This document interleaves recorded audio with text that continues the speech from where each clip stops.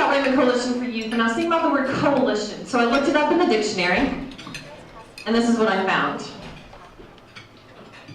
Not the board of directors, no. The union of diverse things into one body or form or group, and then the growing together of those parts.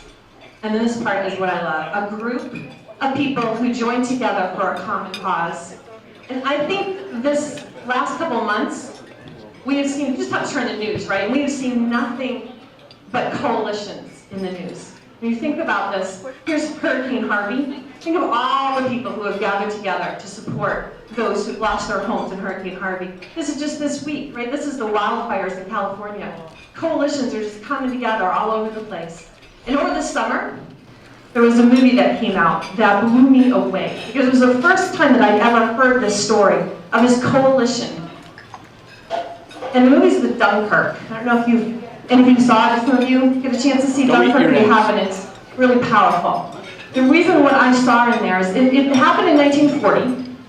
German army was pushing the British and the French army further and further back. And they ended up in this small French town of Dunkirk. And they were all on the beach. Tens of thousands of troops on the beach, surrounded by the German army and the English Channel. And they're sitting ducks. And the British started sending in their ships, and they started loading them up with troops, and then the Germans started bombing them and sinking the ships. They realized they weren't going to have any ships left if they kept bringing their ships over. Well, in the little fishing villages in England, they heard wind of what happened to their boys over in France. And the fishermen started to jump in their boats. Sailors started to grab their yachts and grab their sailboats and their tugboats and anything that they had. And they headed over to get their boys. That's a coalition that had a strong mission, and they knew what they were doing. They had heart, they had guts, and they said, we're going to get our boys.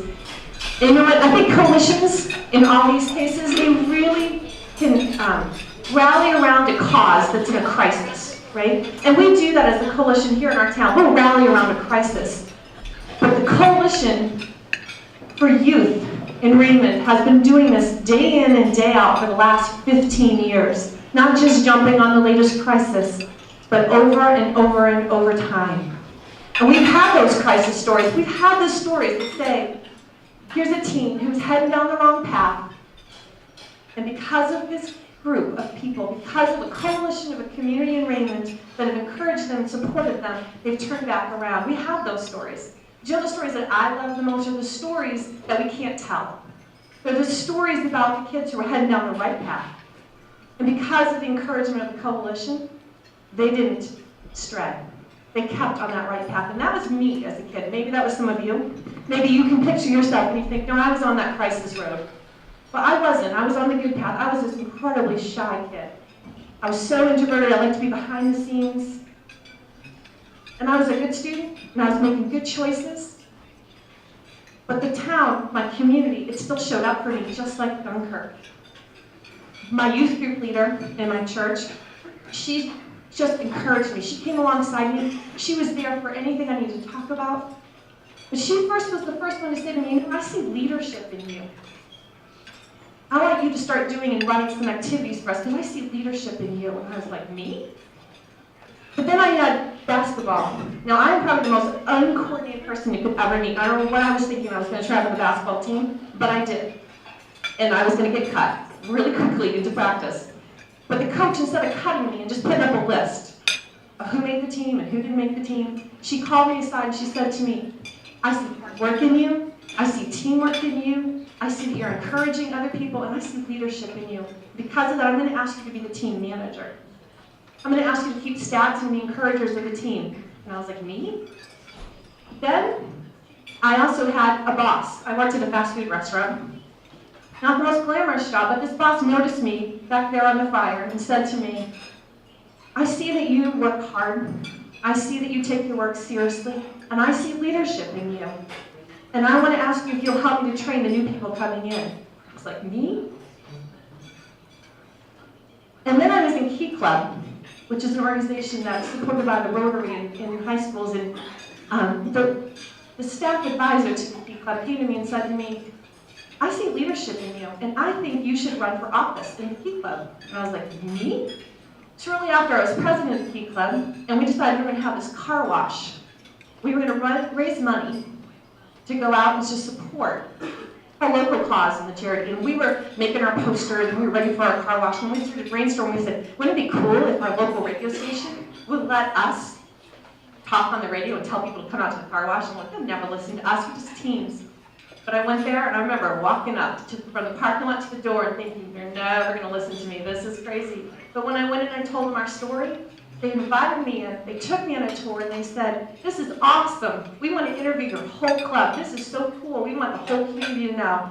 And that community showed up. The cars were down the block, and they just kept coming all day long. And all day long, we heard these encouraging messages of, this is awesome that you're trying to make a difference. This is great. They were encouraging our whole group. And I kept thinking, we're just teens, us?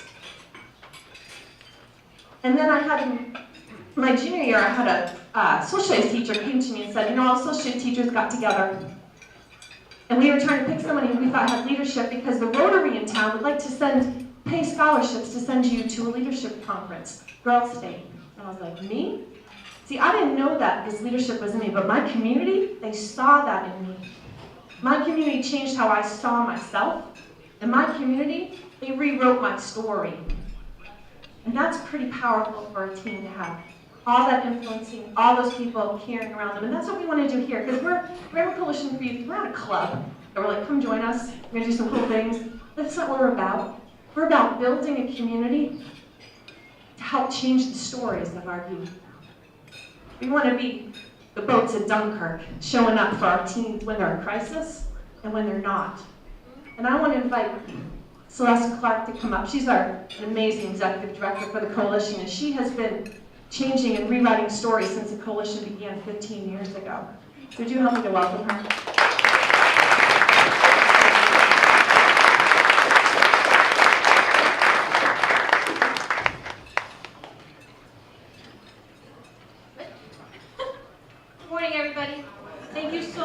Coming and being a part of our morning. This is great to see so many familiar faces. It's like a great family celebration for me, so I appreciate that. Planning for today was a lot of work, obviously. It certainly was not just me. Amazing people. This place was crawling with people getting this morning set up, filling bags, getting things set. So this coalition is about so many people, which is very exciting to see. And Allie and I talked about really wanting to put a feeling on what the coalition is about. And I think she did an amazing job, so thank you very much.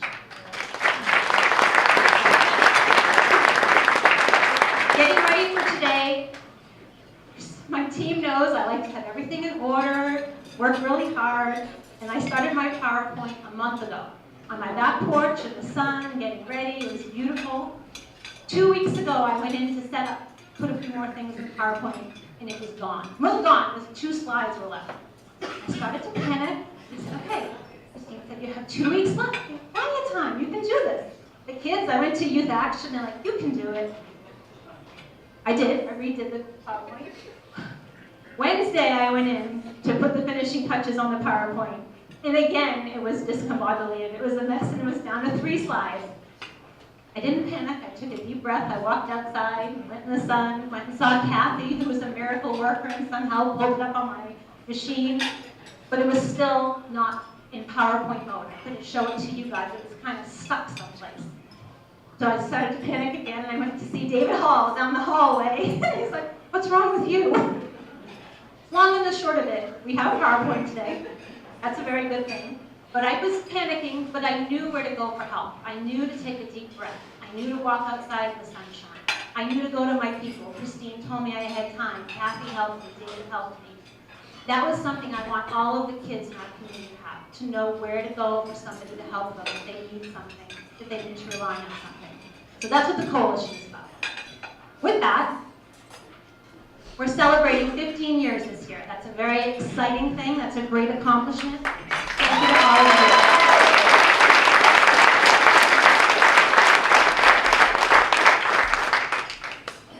you. It's not easy.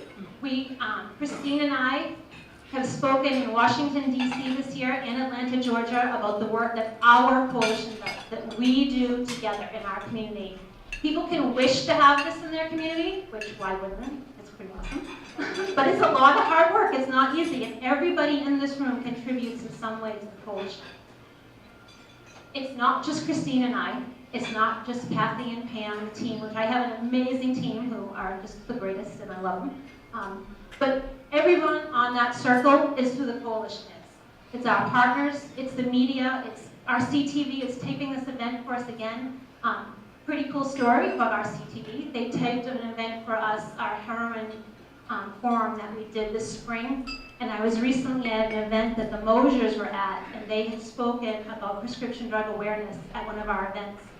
RCTV taped it. It was on our YouTube site. Somebody in Indiana saw that tape and connected with the Mosiers to get prescription drug awareness in their state. Not even near New Hampshire, so that's pretty exciting. But again, it's all of us working together.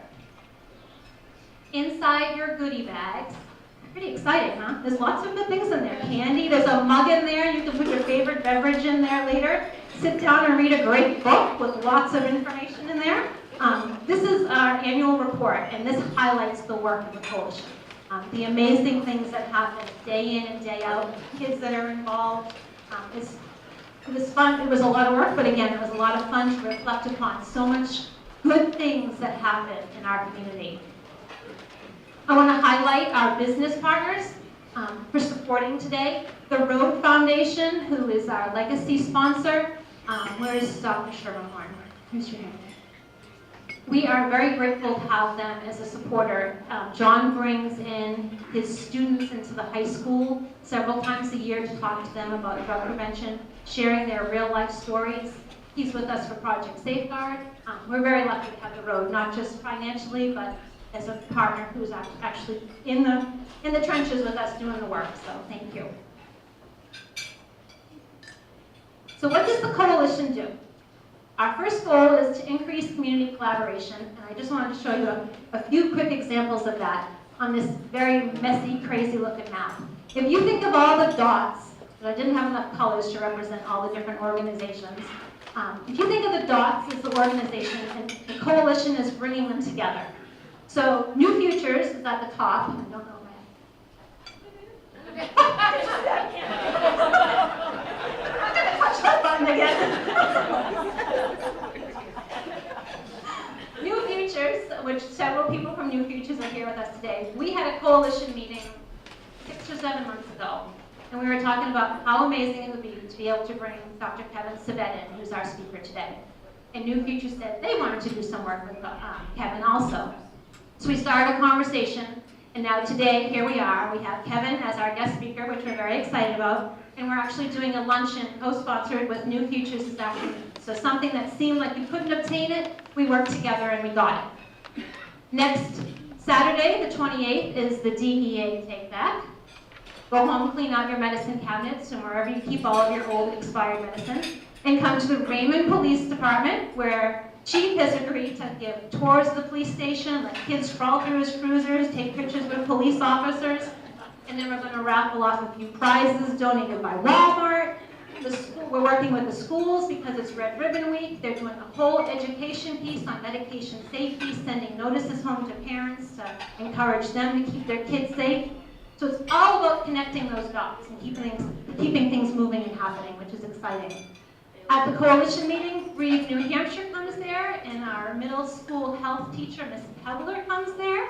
And we know that vaping is an issue. They got together, they started a conversation, and they're looking to be one of the first schools in New Hampshire to bring an evidence-based program called CATCH in to work with the students and teach them about the dangers of vaping. Happened at coalition. We wrote a grant and received $200,000 from New Hampshire to bring in a student assistance person with the school and the Bureau of Drug and Alcohol Services, so that's very exciting. I could go on, but those are just some really big highlights that we have of the value of us working together. This is exciting because we have a newsletter. Hopefully all of you get it. If you don't, you can sign up. Like 176 other people did this past year. We pulled a report.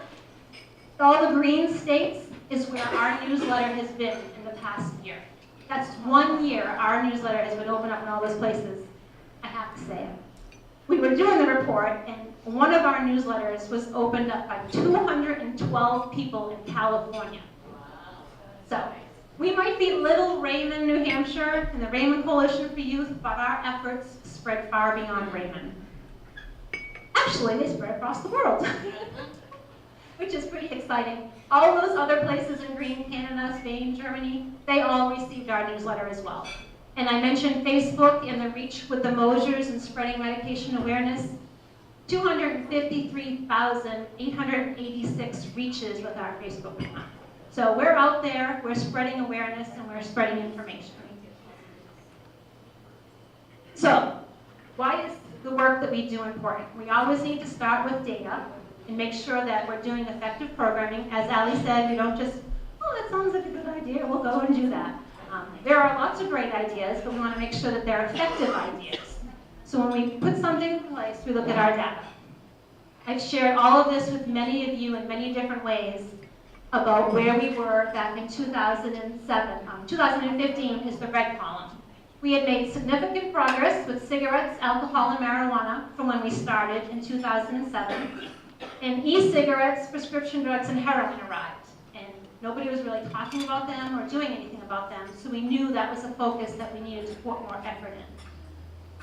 When we did that, that happened, which is not very exciting. Our alcohol rates have gone up significantly for underage drinking for past 30-day use. And marijuana, which is something why we have Kevin here with us today, we expected that to happen, unfortunately.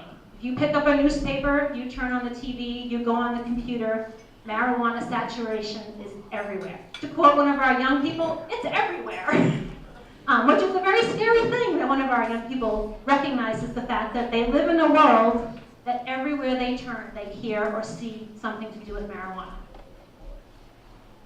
So we look at the trends from when we started to where we are today. There's I'm not touching that button again. But alcohol and marijuana have significantly increased in the past 2 years. I know that we've done sticker shock twice this year. We work with liquor enforcement. They do compliance checks with the police department. Where there are efforts in place to do something about alcohol, we just need to step those up. And you can see, again, another slide for marijuana, it's the highest it's ever been since the coalition started. Something that's pretty scary. This is 11% of students report driving in a car with somebody who had used alcohol, recently used alcohol. 28% of students have driven in a car with somebody who has used marijuana. Impaired driving is impaired driving no matter what the substance is, so we need to do a lot of work around there. Now I'll share some good news with you.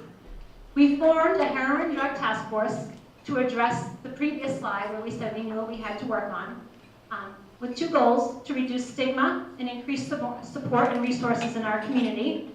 These little cards, which are all in your goodie bags, they're business cards. Thousands of those have been printed. They've been shared at pizza shops, grocery stores. The police have them, the fire have them, the ambulance has them, parents have them, kids have them, with a simple message that people care and want to help, and then information on where to go for that help. We think about our words in our community. If we want people to get help and we want them to feel comfortable, we need to be careful of how we're talking. If we're at work or at an event or in the grocery store and somebody is using words like addict, drunk, druggie, or junkie, how comfortable is that coworker or that friend going to be to go and ask for help from you? So we try to change our language. Substance misuse disorder, people can get well. We want to encourage people to support people. So we'll never know exactly how many people we've helped or saved. That was someone's quote. Obviously, it comes up over and over again. But we do know the good news. On Friday evenings at the Baptist Church in Raymond, NA meetings have started in the past year. They average 70 people every Friday night at those meetings. So there's a need in our community. I have parents who come in looking for help for their kids. I had a young mom who was connected with that card to services. She got well and she's doing amazingly well now, which is exciting. We did a press release about the work of working with Granite Pathways. Granite Pathways, and a grandmother called me. She has 3 grandchildren who have been in treatment, got out of treatment, and they don't know where to go. They're back in the community, and they need some place to go to continue their recovery. So we hooked her up with some services, connected her to meetings, so hopefully that they got on a good path, and they're still doing well. And the really exciting news, I can say it now. We're going to start a RAPS program here in Raymond on November 1st, which means on Fridays from 10 to 2. There will be Ryan, sorry. I was going to say, Ryan will be here for people who need to access help.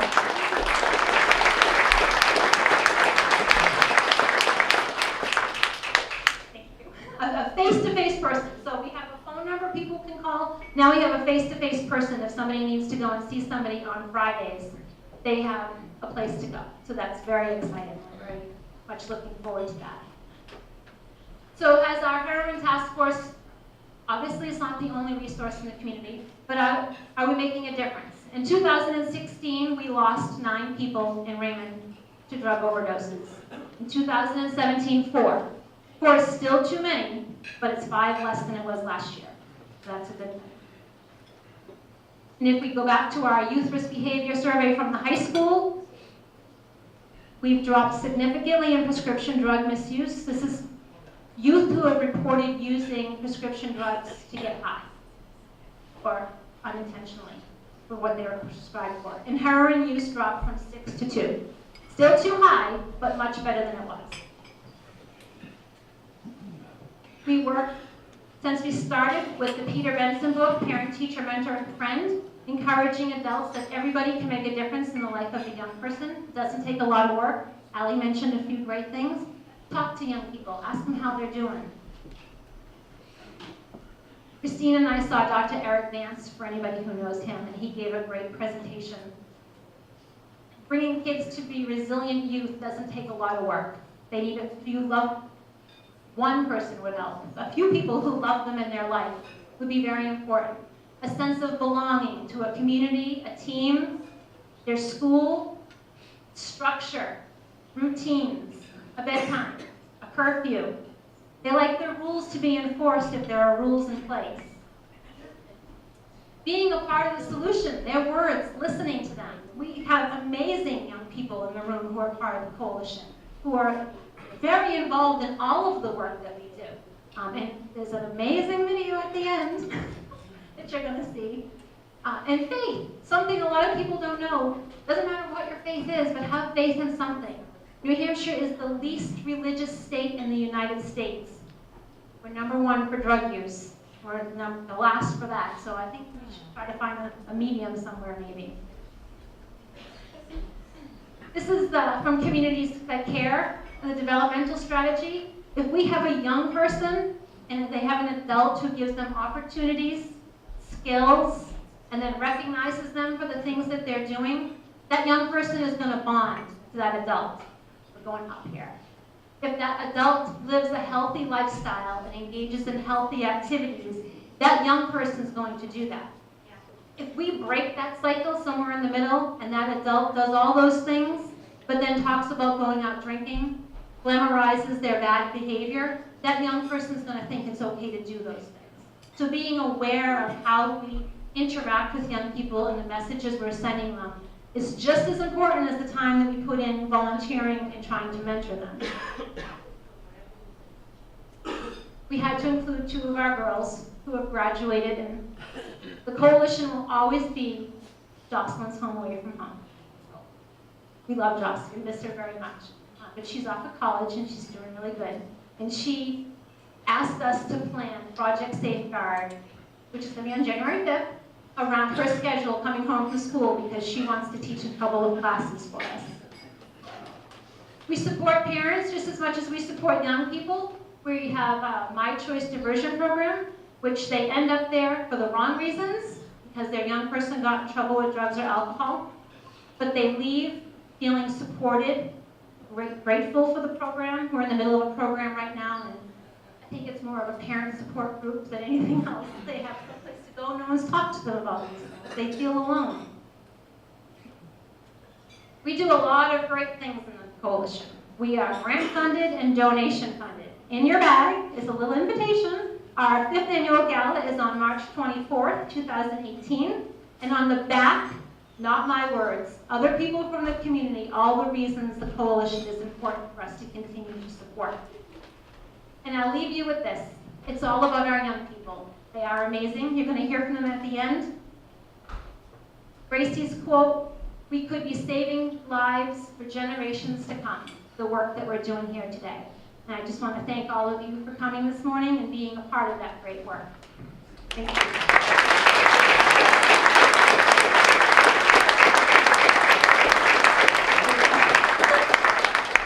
I knew I am close by. Next, I would like to introduce Mr. Martin Golden from the Governor's Office. He's going to share a few words for us.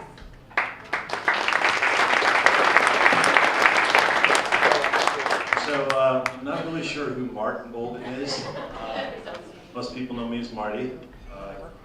And I guess I just want to say it's a huge honor to be here today with you and to see this community doing what it's doing. And one of my favorite things that I got to do early on in this job was I got to visit Celeste at her opulent office. So for those of you who've not been there, the office is just a little bit smaller than that table. And so when I squeezed into the chair and talked to Celeste, also the walls are filled with notes and letters and clippings, and it's a little bit like my college dorm room. But one of the, it smells a little better, yeah. But one of the things that is amazing about looking in that office and being in that office is that in offices isn't where community organization happens. It's in places like this. It's not sitting behind a desk and looking at a computer all the time. It's getting out and knowing and creating relationships in the community. And based on some of the people I've met here this morning, you've done a remarkable job of that. We are so proud to be here and support this event today. So thank you, Celeste.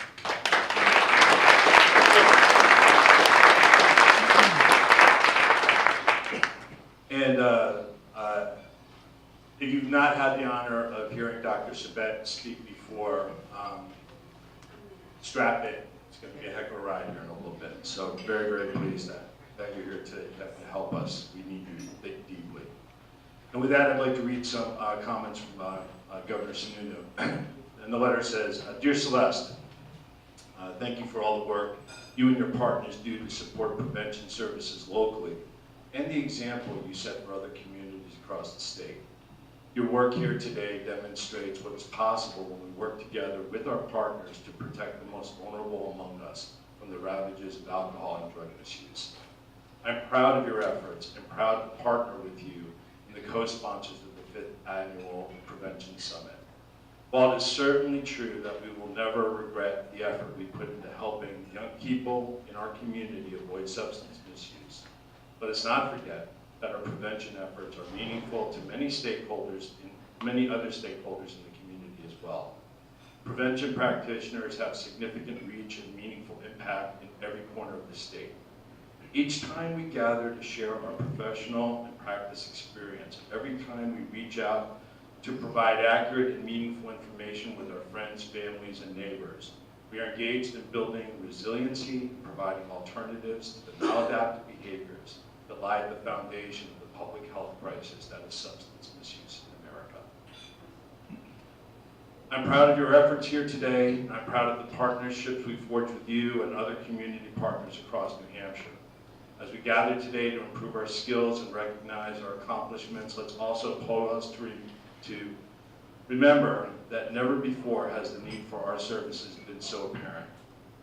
As we gather to reflect and plan ahead, let's be bold as we imagine the possibilities of what we can accomplish if we move forward together to address the opioid epidemic in New Hampshire. Let's use this moment to reaffirm our call to action. Please take with you my best wishes for a successful workshop today. As you move forward in your work today, please do so knowing that I am working on this issue every day and using all the resources I can to be your partner and to ensure that we find meaningful solutions to the challenges that lie before us. Sincerely, Chris Sununu, Governor of the State of New Hampshire.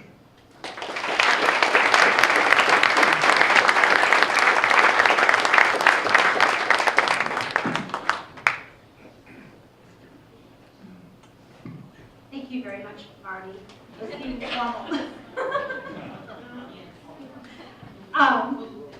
With that, our keynote speaker is with us now, Dr. Kevin Sabet. He's the former White House Policy Drug Advisor. I saw him at CADCA, oh my goodness, quite a few years ago. He is the co-founder of SAM, Smart Approaches to Marijuana, and he has a great book. I know several of us in the room have read it. He just puts marijuana into a easy to talk about, easy to understand why this is an important topic for us to be addressing. So with that, it's my pleasure to welcome Dr. Kevin.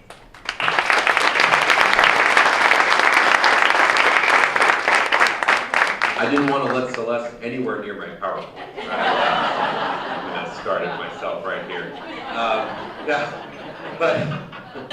The reality is, thank you, Celeste, for inviting me and the Raymond Coalition for the work that you do, and so many great people, leaders out there, and friends like Tim Ward. Where's Tim? We didn't see him in front of me. And I don't see what's right in front of me, so that's the leaders we have here from the New England HIDA, which have do incredible work, making sure that we're coordinating all efforts, federal, state, and local, and that's definitely something that and Marty wants to clap for you, and I think we should. So let's all give a round of applause.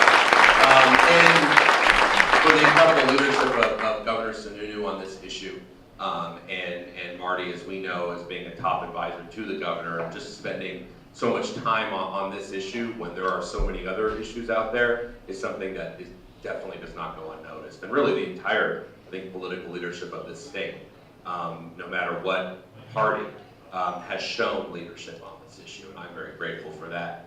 Because this is an issue that knows no party. It doesn't know religious boundaries, it doesn't know racial boundaries or any other boundaries. And it's important that we keep that in mind, especially in today's clearly very divided politics. So I'm very happy to be here and be invited to talk about an issue that is, I think, a difficult one to talk about. And many of you might be thinking, why are we talking about marijuana?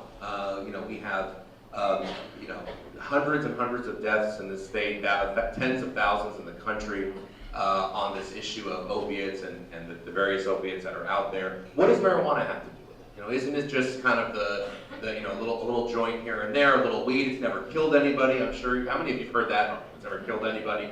And these kinds of things. Why are we focusing on this? And it's a good question to ask because public policy is about priorities, and I served in a couple different administrations where we had to make some very tough choices that were just extremely difficult because we know there are multiple competing issues that are important.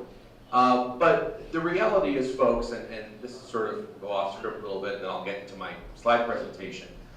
We cannot look at this current issue of addiction that we're dealing with as only an opiate crisis. That is a very singular tunnel vision way to look at it.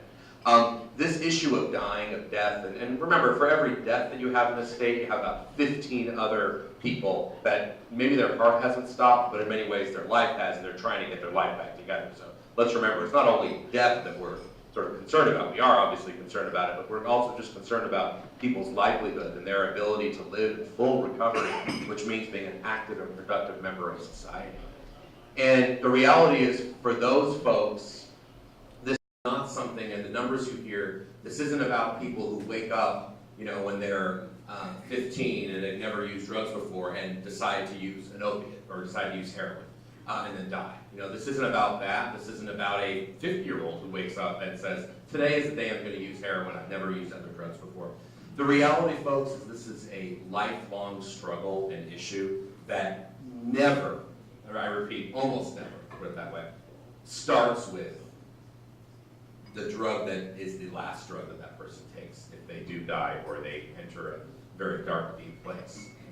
And even though we have seen the opiate epidemic driven by folks who have been absolutely overprescribed medications by a profession that we trusted as sort of knowing better, although that happens, the vast majority of those people who end up with an opiate use disorder because of overprescription have actually had a drug, and let's not forget alcohol, just because it's legal, it's a drug. So, you know, they have had a drug use problem before that. The vast majority. Because we know that the majority of people who get prescribed OxyContin have no problem with it. They don't die, they don't have an addiction. The small minority that do, that cause all the problems, and in terms of the numbers that we're seeing, those folks have almost always had something before. And you know, I hate to break it to people who sort of hate this idea of gateway. And I don't like to use that word just because I think it sort of has lost its connotation. So I don't really use that word. But the reality is that our most prevalent drugs, alcohol and marijuana, are absolutely the drugs that often begin what is something else down the road.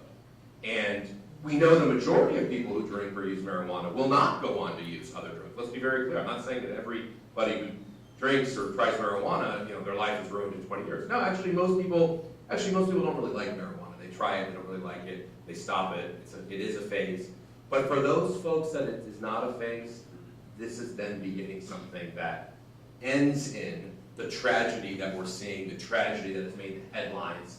But you know, when you drop out of school, I don't know, I mean, I know Raymond's not too huge of a town, but I don't think it like makes the front page of the newspaper, right?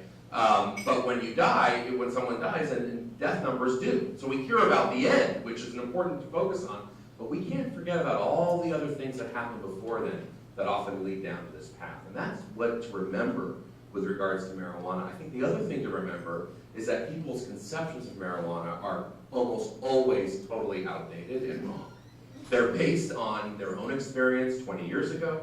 They're based on maybe the experience of their immediate peer group. You know, I love the bloggers in New York City and Washington, D.C. in their mid-20s that talk about how great marijuana is. Well, yeah, all of their friends make over $150,000 a year, and if they ever have a problem, they can get treatment, and they have the social supports, and yeah, for them, like smoking a joint once a week is no big deal.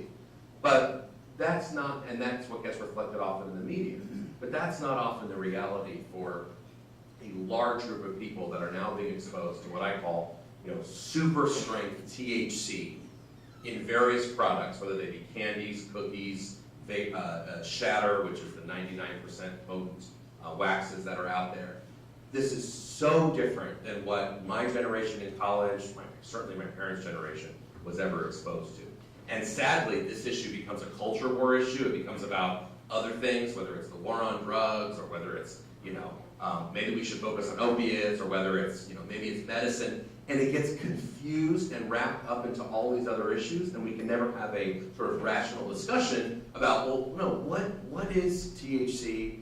What is a marijuana use disorder? What does that actually really mean, and what are we talking about? And I think that's really what we need to be trying to focus on. You know, in this country, of course, alcohol use generally nationwide has gone down 16% in the last 10 years, according to Monitoring the Future. I don't even have the numbers for tobacco. They're so far from where they were 10 years ago. When I speak to anybody under 25 and I reference Joe Camel, they have no idea who I'm talking about, which is an amazing thing, actually. It's a testament to people and groups like the Raymond Coalition that have been working on this for some. By the way, I got my start in a coalition when I was 14 because there was a coalition in my community that had a youth component.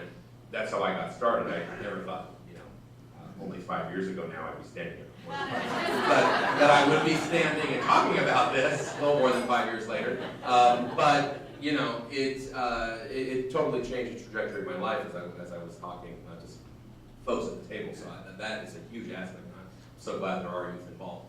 So we do see a reduction, and you know, this one surprises people that in the midst of this opiate epidemic, which people call it, I like to call it an addiction epidemic,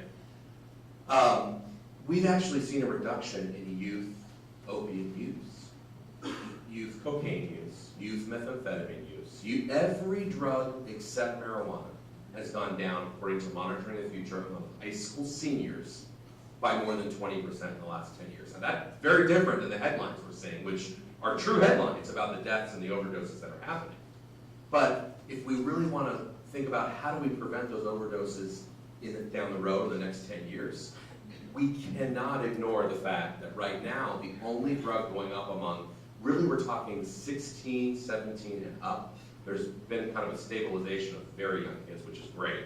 But about 16 and up in the last 10 years, the only drug to see an increase is marijuana. And I think that, when everything else is going down and one is going up, why is that? And I think that's because we now have, more than we've ever had before, for marijuana, a massive new industry whose goal it is to hook kids while their brains are developing, retain lifelong customers, and make this an attractive product and an easy product. Think about why smoking has gone down. Has smoking gone down because we've embraced tobacco? Has smoking gone down because we've made it easier to smoke? Has smoking gone down because we've said, you know what, it's actually sort of a medicine, and then therefore it can't be, if it's good for you, how can it be bad for you? No, smoking's gone down because we've become intolerant of smoking. We've taken the veneer, it took us 80 years, by the way, so don't feel too proud, off of big tobacco, finally, after being fooled by them for 8 decades. Remember, they created the modern cigarette, which killed people. We've had tobacco in our world for thousands of years. We've never had a lung cancer or other incidents. We only had it because there was an industry. Why do we have 99% shatter and THC gummies today? For all the bad things that, we can talk about foreign drug cartels, Pablo Escobar did not create the THC gummy. Let me tell you that. The folks who created that were folks that looked like me, not hiding in a compound with 75 security guards around it in the middle of Mexico or Afghanistan. They're folks that, with my education, they're folks that live near where I live, Wall Street, New York, Silicon Valley, California. And their goal, like the tobacco industry's goal for so long, is to create the most addictive products that are the most attractive to young people. That's it, that's the goal. Because that's the only way you make money. You don't make money if you focus on most people in this room. When's the last time you saw a Coca-Cola ad for the 50 and over set? Or the McDonald's ad for, aiming at the senior citizen population. You see them aiming at young people on purpose because that's the marketing. You have to get young people while their brains are developing. We're going to talk about the developing brain of marijuana in a minute. While their brains are developing, in order to hook them and get a lifelong customer. And if you really still don't believe me about the link between marijuana and opioid use disorder, and there's been a lot of talk, which I'm happy to address, about, well, isn't it a good substitute for opioids? Can we just use marijuana? Would that be better? The reality is, folks, and this is a new study that just came out about 2 weeks ago, American Journal of Psychiatry, and this is something we've known through other studies. It's like, this is the first study ever. This is just repeating what we already knew. That if you use marijuana earlier in life, you're more than 2 to 3 times as likely to have an opiate use disorder or misusing opiates in your life. So these things are absolutely linked. Even when you control, they control for alcohol use, they control for a lot of things in this study. And they found that the one connection with opiate use was marijuana. That surprises people because all we're hearing about today is that it's medicine, it's good for PTSD, and it's a great substitute for opiates. And that's a deliberate message by an industry that wants to help their image and really wants to make it better. So that's one of the reasons we started SAM, and I'm not going to focus so much about this, but when I left the White House in 2011, it was clear to me that there was a disconnect in this country about this for the science and policy, and science and attitudes. You talk to most Americans today, they think marijuana is not addictive, that in all forms it's medicine, and that it can be an answer to your state budget problems. And that is, we're going to get all this tax revenue. By the way, you get alcohol, tobacco tax revenue, right? How's that going with, you have treatment, free treatment for everybody? New schools every day? How's that revenue doing, what's that doing for you? The answer is nothing. You're losing money from that. It's a losing proposition, and I'll talk about the numbers also a bit later. But these arguments, when you think about them for more than just a bumper sticker flash, but for like 2 minutes, they make no sense. And yet we're hearing them over and over again, and so they sort of become truth because we've just heard them a lot. So we've partnered with medical associations, and I've said this too, and I'm proud of the medical groups, and there are many more that we've partnered with that are not listed, but what's amazing about, and I can say this as someone who has a PhD, they don't exactly teach PR and communications to PhD students. opiates. That's just not part of the curriculum, which is unfortunate because we want research to translate into not just policy, not just decision makers who many of them will look at a study, but to the average person. And so I think part of this disconnect is, believe it or not, we actually have had so much research worldwide on the harms of marijuana, and yet it's not translating because it doesn't exactly fit on a bumper sticker. I mean, I challenge you to take an abstract from the New England Journal of Medicine and see if you can fit that on a bumper sticker that anybody can see. But what you can fit on a bumper sticker is the drug war is lost. What does that even mean? Okay, marijuana is safer than alcohol. Marijuana is medicine. Those things, legalize it. Those things fit on a bumper sticker, and that's too bad because oftentimes these slogans seep into our national consciousness. And so when I approach a lot of these medical groups, I said, with all due respect, your 500-page reports are, I don't want to sort of let you down, but they're not exactly being read by the American people as sort of like vacation reading or something. It's not something that people are just lifting up the journal of, addictions before they go to bed at night to be up on the latest, abstracts and methods that have been in the last journal. I wish they were. I really wish they were. We'd be a much smarter nation. But sadly, they're not. And so what is out there, again, are all these messages we're hearing over and over again. And so you've heard that this is inevitable. You've heard it's happening all over the country. We're in the times are changing. We're in a different era. And there's really nothing you can do about it. And, I really push back against that. This is something, marijuana, used by less than 10% of the population. Okay? We're not in 1933 with alcohol prohibition, which everybody loves to bring up as an analogy. In 1933, 70% of Americans drank. So making something illegal that 70% of people already do is kind of hard to do. I live in Manhattan, and jaywalking is illegal. Been there lately. It's hard to do. I'm glad it is. It's dangerous, but it's hard to do that. It's just very hard to enforce that. It's hard for that law to be effective, right?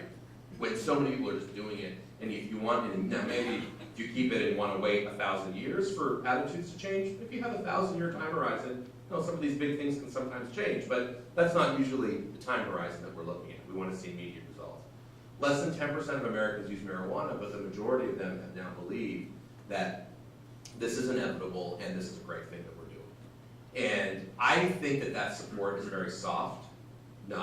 It's not like an issue, just putting on my political science hat for a minute, it's not an issue like abortion or immigration or some of these tough, strong issues that people hold. I mean, it's very difficult to convince somebody who's pro-life that they should be pro-choice, or the opposite. I mean, it's very difficult. And we are divided as a nation on some of these issues. This issue is different. Marijuana is kind of this fringe, sort of, kind of fun, giggly issue that people think. And actually, when you ask the average person about what are the top issues in your life, this legalization doesn't even register in the top 20. It's not an important political issue for people. And that leads me to believe, especially if this industry goes the way they're going, they're almost their own worst enemy. If we're able to get the stories out and the data out, I don't think this is going to go as fast. And even if it does, what I say is we need to keep this industry accountable no matter what the policy is. Because right now they're accountable to nobody. And they're funding politicians. They're getting to be the heads of the commission in Massachusetts. The head of the Massachusetts Marijuana Commission setting the rules is the person who wrote the Massachusetts law to get it on the ballot, who represents the industry proudly. They don't hide anymore. I mean, they're proud. They list their clients, their marijuana industry clients. And that's become the norm. Would we hire Philip Morris to be on the Tobacco Control Board, by the way? We would never accept that. Would we let Purdue Pharma set opiate policy for this state? We would arrest the CEO if Purdue Pharma made the claims that some of these folks claim. We would literally arrest the CEO and put him out of business tomorrow. And yet on this, we sort of look the other way because it's not that big of a deal. That's something we really need to think through. The reality is actually there have been multiple, including in this state and other, victories around the country this year. You haven't read any headline that said one state legalized marijuana in 2017. That didn't just happen by accident. It happened because of groups that have worked hard to educate communities. And that's really, really, really important. I think there is this false dichotomy out there, and I am almost certain that the majority of people voting for legalization, or maybe not majority in every state, because every state's different, But I would say enough to make a difference in the final vote. So some substantial minority, if not majority, of voters, they think when they vote to legalize marijuana, that's actually a vote against having people in prison and criminalizing, let's say, marijuana use. And I know that's a discussion that has recently been had. I think it will be continued to be had in this state because I think it's a policy that should be, you never get it right the first time anyway. It should be refined over time. But the point is, people think they're voting for decriminalization a lot of the time. And most of the time, but a lot of the time. Because they don't want to see people in prison, and I can understand that, I don't either, whose only crime is smoking marijuana. I don't think, and I've never met a member of law enforcement that has said, I spend a lot of my time arresting people whose only crime is having a joint in their pocket. Now, I know there's law enforcement here, I'm taking a bit of a risk by saying that, but please feel free to raise your hand and counter me if I'm wrong. Can you even remember the last time someone that you interacted with only issue was marijuana?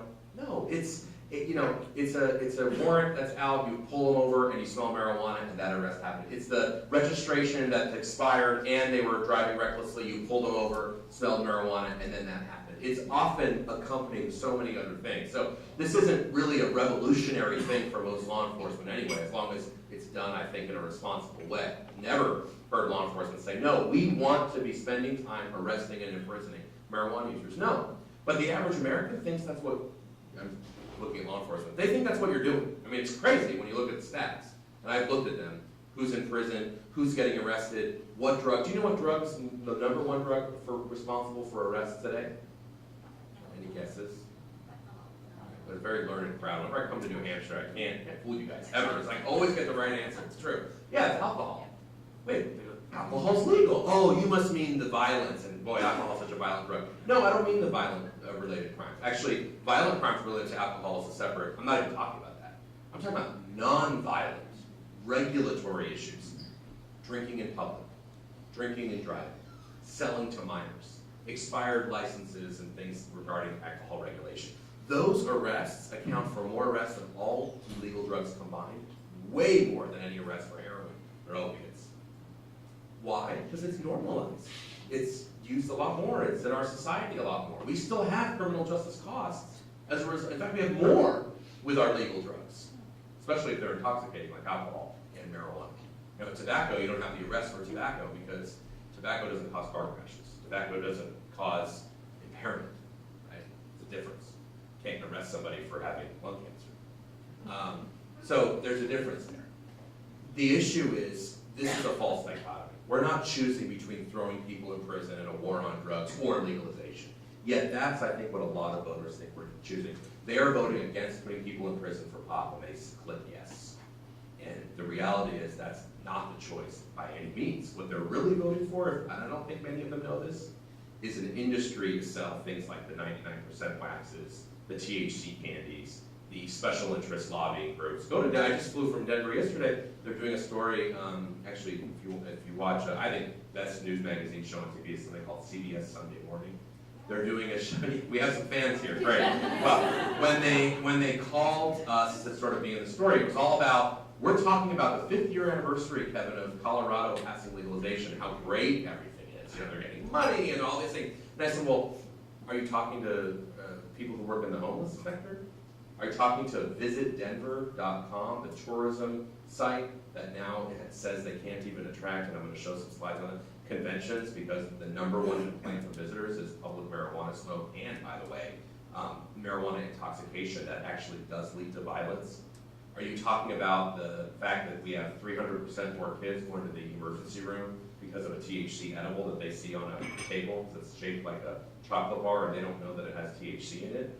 Are you talking to the parents of the kids? Colorado is one of the, it's like the number 1 or 2 state in the country for opiate deaths, by the way. So I thought that was supposed to go down if you legalized it. Are you talking to those parents who will all tell you that marijuana played a role in the very beginning?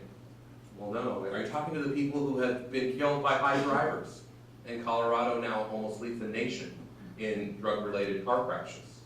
Are you talking to businesses who can't hire people, for example, in the construction industry, that can pass a drug test?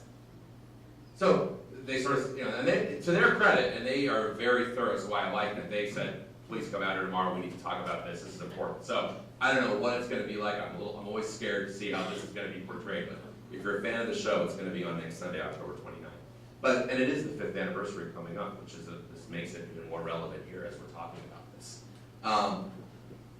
And people don't really think that this is the image of the fastest growing drug dealer in our country. But folks, this is your fastest growing drug dealer right here.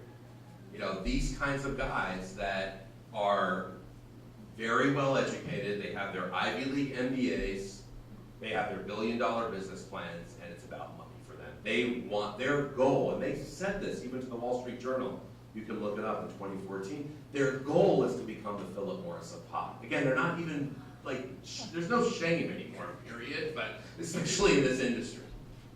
And it's just incredible to me that we would want to relive that nightmare. What in, you know, the epidemic, the addiction epidemic driven largely at the end of the spectrum, as I talked about, by opiates, was that fueled by drug dealers in the beginning? No. It was fueled by an industry that said their product was medicine and that it's safe in all forms and it really has no addictive potential at all, and so you should use a lot of it. And then we had the tobacco industry that told us for 80 years that they have a product that they're only targeting adults, they never target young people. You know, the average adult loves having a cigarette of a cherry chewing gum. You know, that's aimed for them. And this is only for adults, and that we're not really sure about the research, Kevin. It's sort of like, there's this study and that study, so it's kind of all confused. Like what they say about marijuana, it's sort of all confused, and we need to do more research, and we'll figure it out in 30 years. That's what they said for so long. All these epidemics are, and don't ignore alcohol, by the way, it kills 100,000 people a year. These epidemics are all driven by legal industries. I mean, yes, they morph into other things, obviously. You know, now we're dealing with a sort of national problem with China and other countries that are allowing the manufacturing of fentanyls and then coming into this country. There's no doubt about it that it metastasizes into something else. But the reality is, folks, is we've seen this movie before. We know how it ends. It doesn't end well. It ends with us saying, what were they thinking? Like, that's what we're saying now. What were those doctors thinking? What were the politicians thinking when Purdue Pharma said it was okay? Gosh. And when I talk to young people today and tell them that their parents thought it was a good idea to smoke basically a cancer stick 40,000 feet in the air in a metal tube with wings, with a smoking section and a non-smoking section, they also say, what were they thinking? Like, they're like, wow, my parents' generation was really dumb to have been taken by that. You know, when they allowed that to happen in a place where there's already not enough oxygen, and then you're gonna have a smoking section in this little thing. Can't even get their mind. Anyone under 20, by the way, cannot get their mind right. News to you.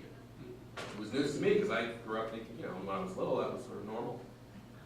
The reality is, folks, we are going to wake up from this nightmare, and I hope it's in 5 or 10 years, not 50 or 100, and we're going to say the same thing again.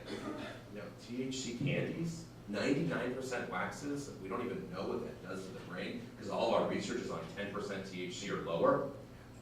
Remember that. All this really daunting research about marijuana is on marijuana that is not the average marijuana used in legalized states. So I think we really need to, at the very least, slow this train down. What is the rush, first of all? And the only answer is the rush is to make money for the industry. There's no other reason to rush it. Even if you thought this maybe was a good idea, if you're not about the money, you at least should say, we've got to wait some more time to see what's happening in other states and how to get it right. I don't think you should do that, because I think that eventually government and industry end up working against the public health and things like this. And you sort of, even if you have it right at the beginning, it quickly can go wrong. But even if you thought that, and you had more faith in that than I did, there's no reason to rush into this unless you need to make money quickly. And that's why the industry is funding what's happening. You know, the dialogue in New Hampshire, why are you talking about legalization in New Hampshire? Do you think it's because, like, the public health community said, you know what, in the midst of the opiate epidemic, let's talk about marijuana legalization? That's a responsible thing to do. No. It's because it's been deliberately targeted based on political metrics of a vulnerable state. No, they're not going down to Alabama right now and talking about legalization. But they're going to come to the rest of the Northeast and the West because they got to bag those wins. You know, you always want to back a winner. And that's why they're coming here. And you should know that you should research yourself who these folks are and why they would come to your state. The billboards, the coupons, the event sponsorships, and by the way, we could all just have a picture kind of story, which I probably should include more pictures, of the kinds of advertising that's going on. You know, the Santa Claus. You know, there was a medical dispensary that had Sesame Street characters on the side of it until Sesame Street Company ordered a cease and desist and they had to paint over it. But they thought they could get away with it. Santa Claus, back to school specials now. I mean, I know that a lot of adults are going back to college, but do you think that those are aimed towards adults going back to college, but back to school special? I don't think so. But they'll tell you that. They'll say, oh no, we're within the bounds of the law. Well, yeah, because you wrote the law. You're in the bounds of the law because you wrote the law. So yes, that's not the bar we want to go to. The e-cigarette issue, they're now, this is the head of the group that's funding things in New Hampshire and the largest marijuana industry lobbying group in the country. They are now going to the tobacco industry and asking the tobacco industry, what do you want? How can you get on board? You know, hey Marlboro man, your image has suffered lately. Let's work together. They're doing that because you remember we have all these smoke-free laws on the books because of the problems tobacco brought. Smoke-free laws are not friends of the marijuana industry. So of course they're going to be weakening those smoke-free laws. And I know we're in New Hampshire, live free or die. I should say this at the outset. This has nothing to do with an adult's right to smoke marijuana. I have to get that out there. This is not about an adult being able to smoke a joint in the privacy of their own home or their farmhouse or their basement or wherever they want it. It has nothing to do with that. It has everything to do with commercialization, targeting young people, absolutely public use. You know, it absolutely affects you. If you drive, it affects you. If you interact with other people in public, it affects you. God forbid if you live in Denver in a multi-house dwelling in a condo complex and you have people legally, they're able to smoke marijuana on their patio or porch, it really affects you. And you have to move usually, and that's not fun. All of these impacts are things that are not talked about. What is talked about is, don't you think that you should have the right to use marijuana, something that's safer than alcohol? Yeah, when it's framed like that, most people, especially in New Hampshire, but in other states would say, yeah, you shouldn't be a criminal for that, okay. It has nothing to do with that. Don't let this debate slide go there, because it's not about that. In fact, you've decriminalized it now in New Hampshire, so guess what? You won't be a criminal anymore if you use it in the basement, although I don't think you were a criminal before if you used it in the basement. I don't think marijuana was impossible to get before last year. It wasn't like nobody was using it. Well, I mean, it wasn't like people were nobody was using it, and that's why there were no arrests before decrim. No, there weren't arrests because that's never been a priority in law enforcement. Unless you're driving, and in that case, yeah, I can say throw the book at them. If you're endangering other people and impairing. But no cop is knocking on the door of your basement, the 55-year-old who wants to smoke a joint once a month after work, and arresting that person.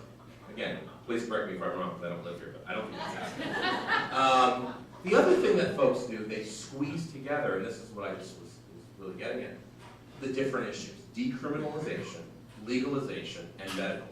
Now, they do have similarities, because often they're used as fronts for one for the other. Trust me, a lot of the people that champion decrim, they're the ones saying, we're going to say to you, and I have the time, I'm going to give them about 6 months, and they're going to say, you know that decrim thing doesn't really work because we still have a black market. What we really need to do is legalize it. And of course, the new word, regulate. By the way, regulate is the biggest front I've ever heard, because the last thing they want is any regulation. I mean, they don't want to be regulated by anybody, but that's a nice word rather than legalize. And of course they come back and say that, but the reality is, in a lot of people's minds, they are thinking, as I said, they want this, when in reality they're talking about that legalization. But medical is something that's sometimes the elephant in the room, because many of you might think, I don't want kids to use it, but if somebody has 4th stage cancer, they shouldn't go to prison or be a criminal. And I agree with that, by the way. And in fact, if someone has 4th stage cancer, I mean, if they want to use methamphetamine and it helps them, as long as they're not like blowing up the house or something, they can use anything that they want, in my mind. If you have 6 months to live, you need to do anything you need to do. This is not about that at all. This is about how do we manufacture medicine. When's the last time you voted on a medicine other than marijuana? You guys vote, you regularly have votes on medicine. I have a chemical, if I show you a chemical structure, could you just say yes or no and we can take a poll? You know, no disrespect to the governor or previous governors or senators, but do they have like multiple PhDs in biopharmacology that I don't know about, or the members of your illustrious assembly, the biggest in the country? Are they all like triple PhDs in lab? No, it's no disrespect to them, but they're not. And they shouldn't be studying medicine unless they are. If they are, please. I'm not. I shouldn't be studying medicine either. We don't vote on medicine. We don't politicize medicine. And when we do, we get in trouble. When's the last time you heard the word dispensary? Before 1850. Or after 1850. No. We have pharmacies. It's called modern medicine. It's called pharmacists. It's called a dose that you understand what it is. It's called, you know what the side effects are, you try to predict that. It's called, depending on your medical background, you have a certain formulation, and it's called the prescription, which ideally is done in a responsible way with doctor follow-up. It's not called, I have some insomnia and I'm going to go to a 22-year-old with a lot of experience in marijuana that has a GED but works at one of these things, and he's going to tell me what I should get if someone's suffering. Folks, that is not. And so we absolutely should have, there are, and I hope this is not too controversial, I don't think it is, it's certainly not scientifically controversial, there are medical therapeutic benefits of the plant marijuana. Great!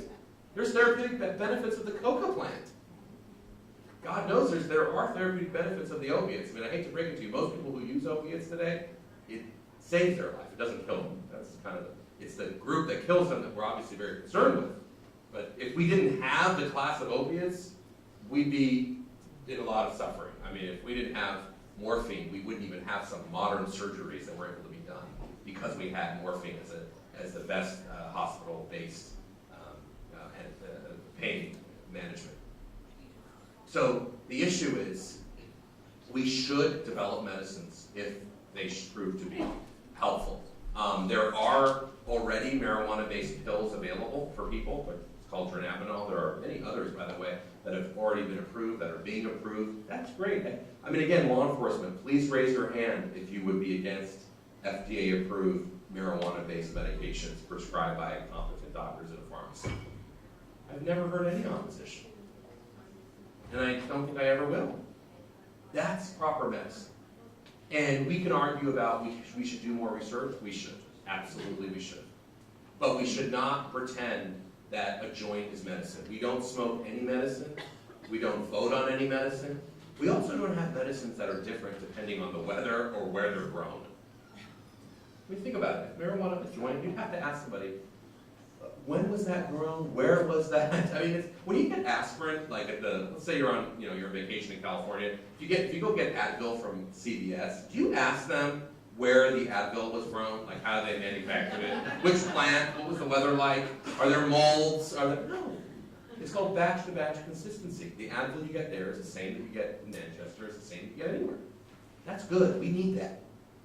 We don't want to go back to pre-1906 before the FDA. Trust me, the FDA's made a lot of mistakes. I mean, I'm not saying they're perfect by any means.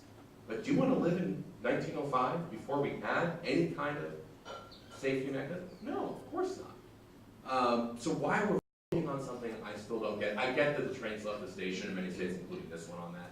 My point would be, at least keep that to those who truly are suffering, and as a last resort, not a first resort, for people with backaches or whatever. And certainly not to people who have vulnerable mental illnesses. And this talk about PTSD is so disturbing of all of this.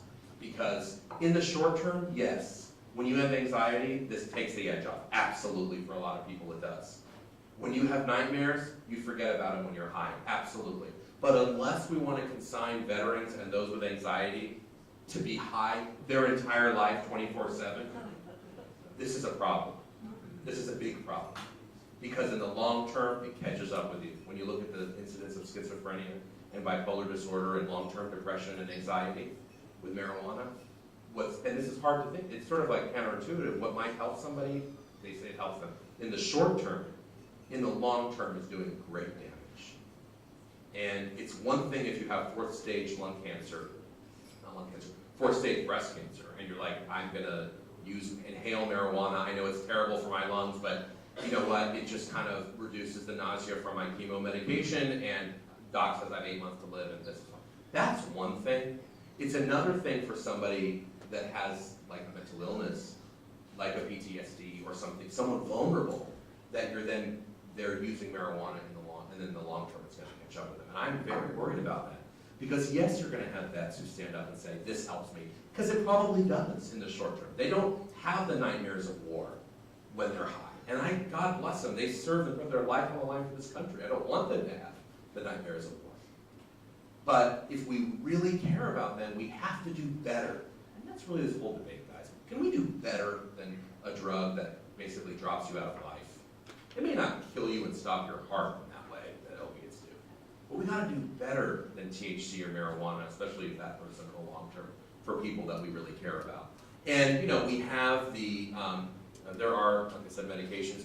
We have this issue, many of you saw this special it was called Weed from CNN. It had very little to do with weed and everything to do with CBD oil. You've all heard of this oil that they have for kids with epilepsy. Some people have it, some haven't. Marijuana is a very complex plant, right? This is the quick and dirty. It has hundreds of components in it.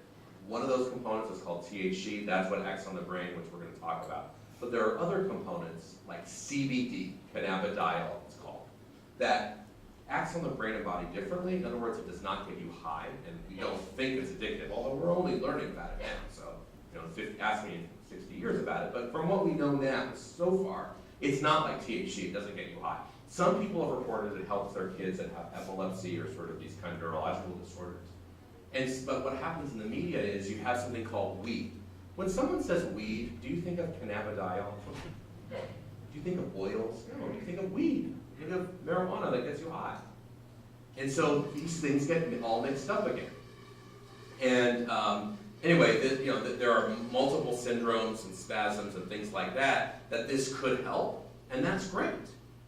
We should get that through the FDA. Right now, there is one product and many others even going through that FDA process. So that would be an example of something good. We want to encourage that. And if your kid has seizures today and you can't wait for the FDA to approve it, I don't think anyone is going to say you should be arrested or not allowed to give to your kid what you want. That's fine.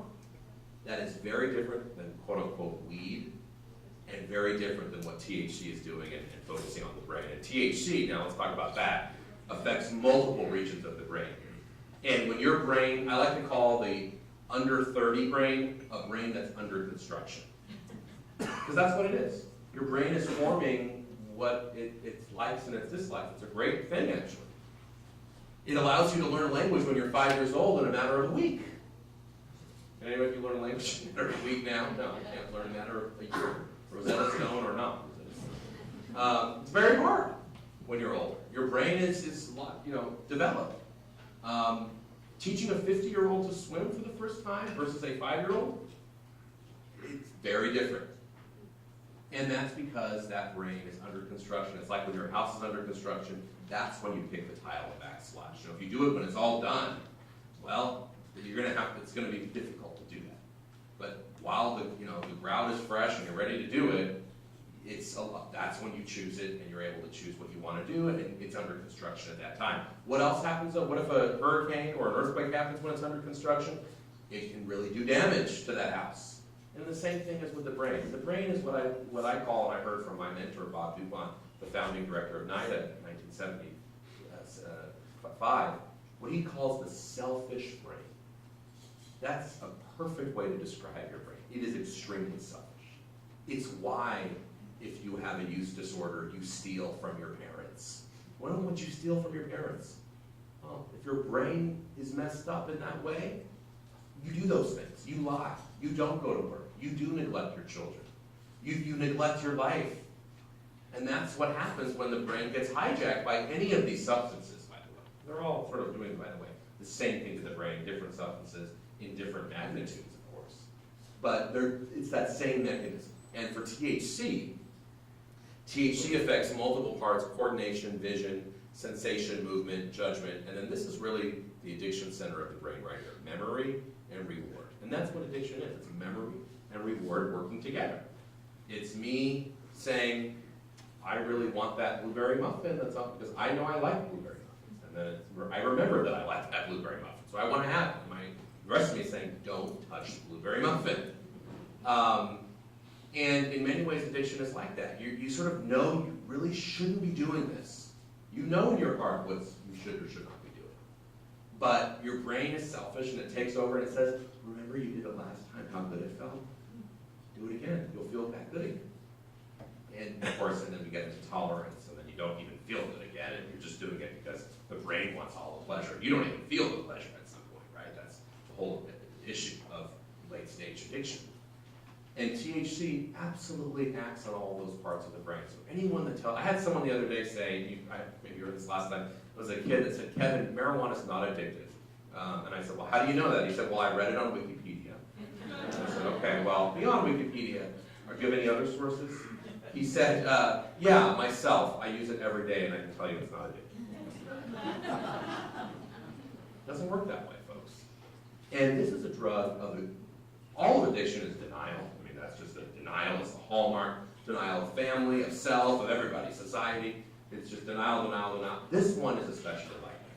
Because there is something about marijuana. Have you ever seen somebody protest for their right to use heroin? Seriously. It's a very addictive drug. Why haven't we seen that? Have you ever seen someone protest for the right to use meth or alcohol? Something about marijuana, and this is the one question I stumped Nora Volkov, the head of NIDA. She's the smartest person in the world that I know that thinks about this, but she couldn't answer this one. What is it about marijuana that it creates a love affair for some people? I mean, and many of you have experienced that with loved ones, I'm sure, or people that you know. It's like a religion for some folks. I don't know why. But it's denial, denial, denial. I think one of the reasons is you can trick yourself into thinking your life's fine. It's not like you have meth mouth and your teeth are falling out or your veins are all and you're messed up. No, it's not. It's because you can sort of live that quote-unquote normal life. The reality is, folks, when you're using high-potent THC all the time, newsflash, you're not living the life you could live. And that's a huge problem for a young person whose concentration and memory is kind of important when you're in school. It's kind of important to be a successful person. And these things get out of whack. The potency of THC has skyrocketed throughout the years. This is not the marijuana used 10 years ago, 20 years ago. And even this national potency number of about 14% is laughable in states like Colorado, because you're getting 99% there if you want it. And it's cheap. You're getting a lot high percentage THC products that are way off this chart. They would be in the sky if we use this slide. Because you're getting things like this. I mean, and most people don't know what this is. I mean, actually, does anybody here, raise your hand if you know what this is. And not because you saw it from me before. Yeah, most people don't know. Would you ever think this was something called marijuana? No. This isn't marijuana. This isn't weed. This doesn't look like a weed to me. It looks like a sticky brown substance that actually is probably something another illegal drug we talk about a lot. It doesn't look like THC, but it's THC concentrate. It's a way we've been able to extract THC from the plant in a very dangerous way with butane and all sorts of things. And this isn't as rare as you might think it is. Google it on YouTube. You'll find 25,000 videos showing kids how to make it. And it's not that hard. And the reality is, folks, we have no idea what products like this are doing to the young, just young, old, any age brain. We have no idea. Because the research that we have has always been done on weaker marijuana, because this was not even a reality more than 10 years ago. This is what I talk about when it comes to this issue. It's not about that joint. You know, someone said the other day, they talked about a roach clip. You should have seen the faces of everyone under 30 in that room. They thought they were talking about insect extermination. Roach clip, what's that? But then they said, well, can you talk about dabbing?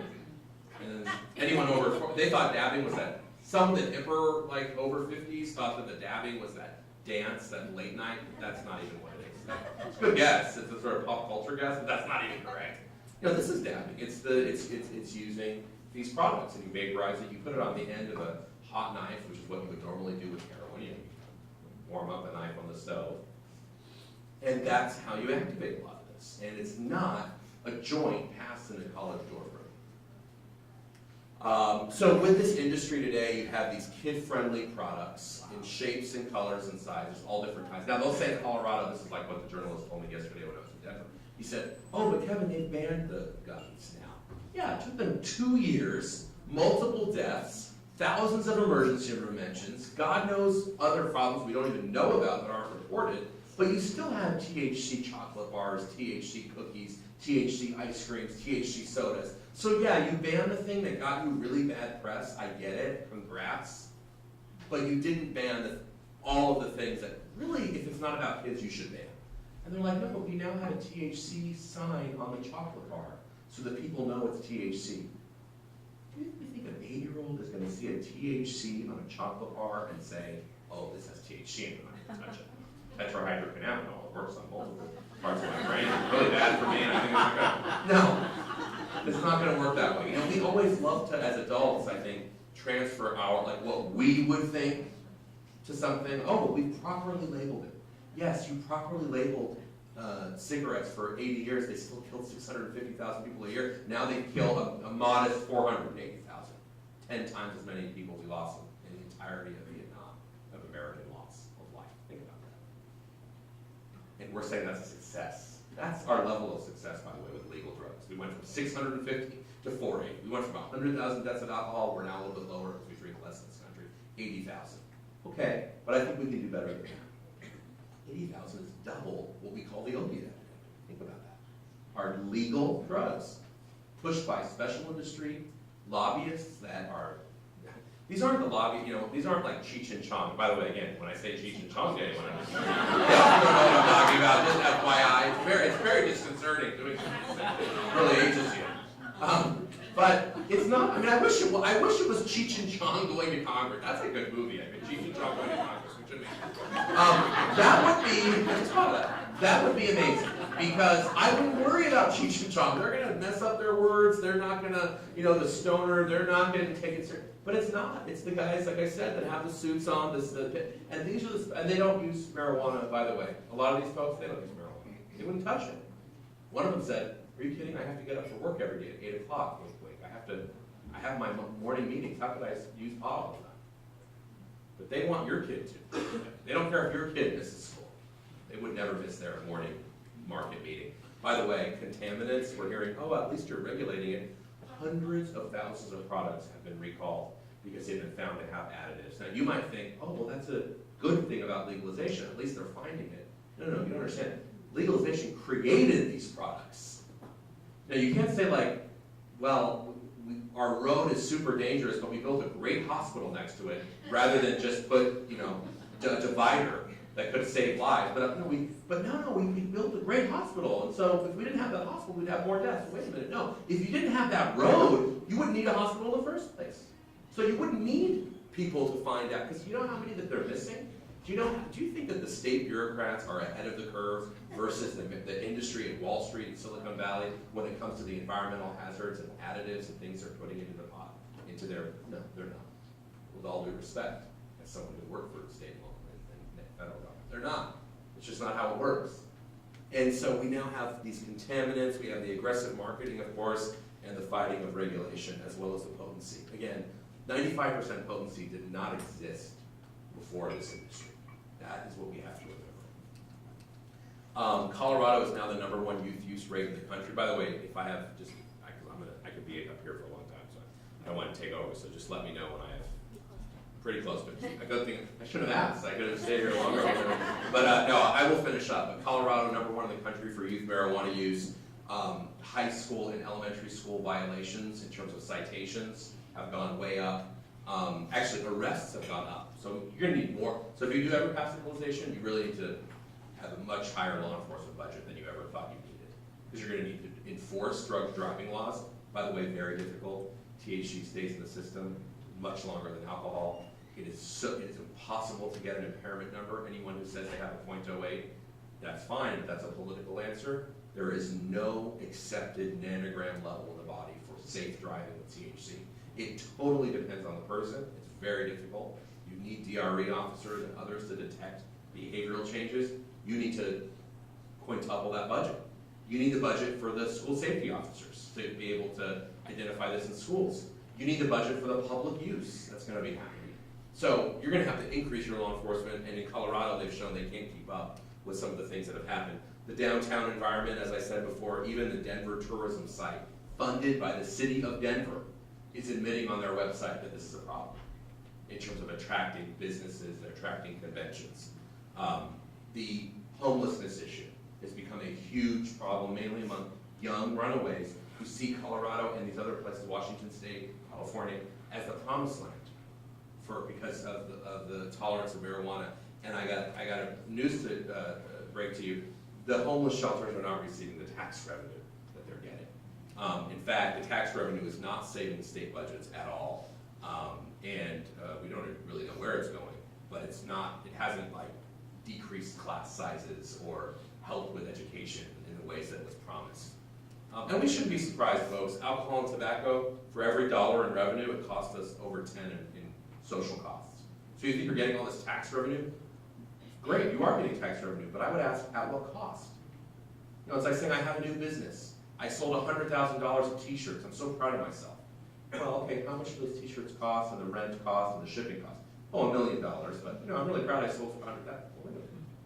It costs you $1 million to get $100,000? That's a bad deal. And that's exactly the same thing with marijuana.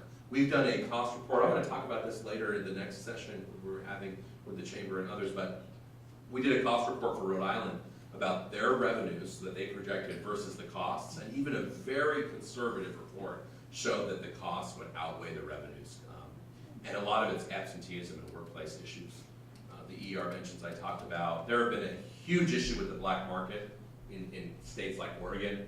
The black market is thriving, folks. You know, drug dealers don't say, oh, you've legalized pot, great, I'm going to go back to dental school now. They say, great, how do I undercut that legal price?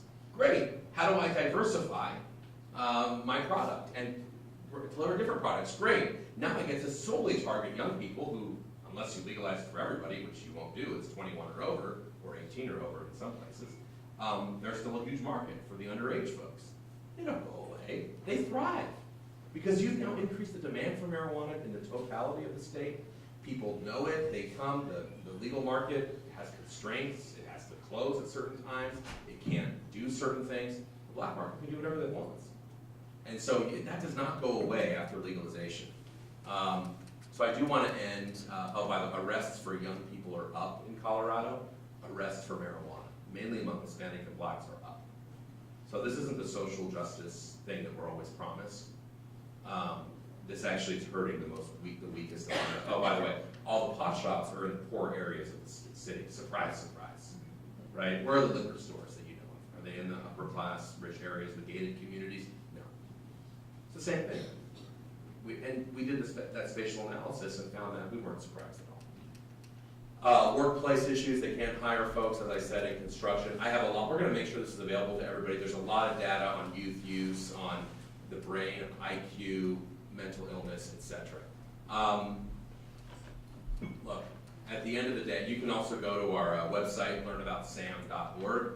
My email address is also there. I want to end with a quote, from the National Institute of Drug Abuse Director, as I talked about her earlier in our profile, and I thought it was really interesting. She said, repeated marijuana use during adolescence may result in long-lasting changes in brain function that can jeopardize educational, professional, and social achievements. That's what the data say, okay? However, this is an interesting point, because we sort of knew that already. But however, the effects of a drug, legal or illegal, doesn't matter, on individual health are determined not only by its pharmacologic properties, but also by its availability and social acceptability. What does that mean? It means it's not just how deadly that drug is, it's how acceptable it is. It's how available it is. The fentanyls have always been deadly, folks. It's not just like, oh my God, we found out a different version of an opiate can kill people. No, we knew that. The reason we know it has the impact is because it's increased in availability. That's the devastation of it. It's not only the drug. In this respect, she says, legal drugs, alcohol and tobacco, federally legal drugs, offer a sobering perspective, accounting for the greatest burden of disease associated with drugs, not because they are more dangerous than illegal drugs. We're not saying that cigarettes are more dangerous than fentanyl. We're not saying that alcohol is more dangerous than crack cocaine or methamphetamine.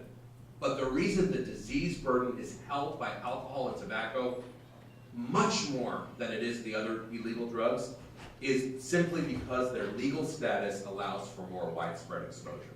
So we can argue about, is this marijuana going to be good, is that version bad, is that, but the reality is when you increase widespread exposure, even if you're saying it's quote unquote, they love to say, safer than alcohol, which is, I don't want to get into right now, or safer than whatever, the widespread exposure is causing a lot of the problems. And I think that we have to wake up as a society so that in 50 to 100 years, the next generations don't say, what were they thinking? In the same way we're saying, what were they thinking about prescription drugs and tobacco?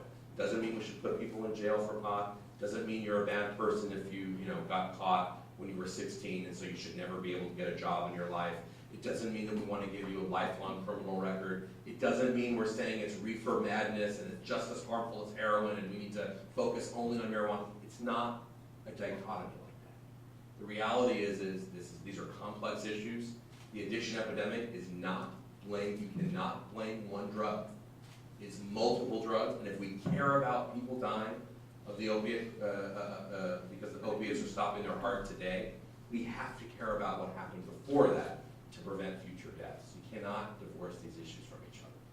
There's a lot you can do to be part of this discussion, and I obviously thank New Futures for the incredible work they're doing statewide as our state affiliate also of SAM.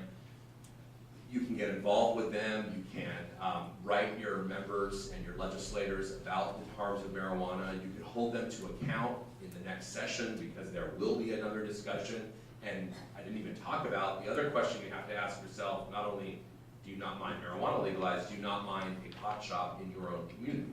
Because that's what it means, folks. It doesn't mean that we're going to open a pot shop far away in one place in the state. No. It means it changes the landscape, especially in a beautiful state like this, both rural and city center and town center.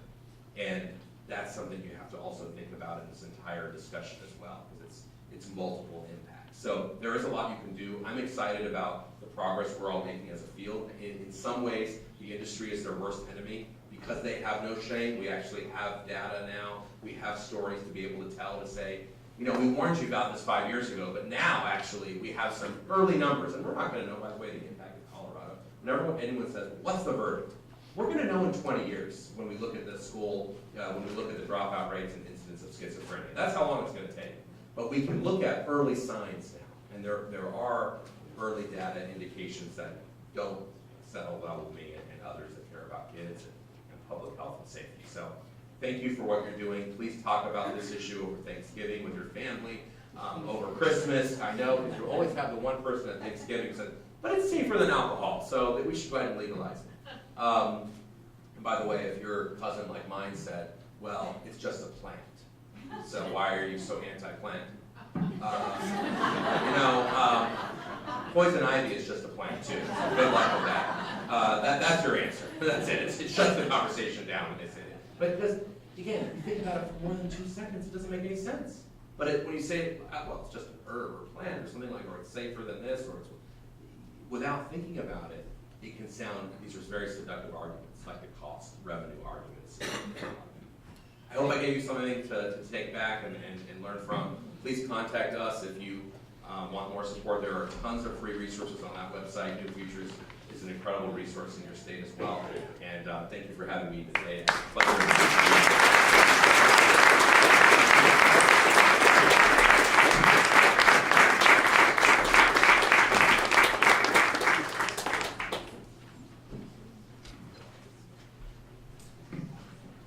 Thank you again, Kevin. We appreciate it very much and having you here.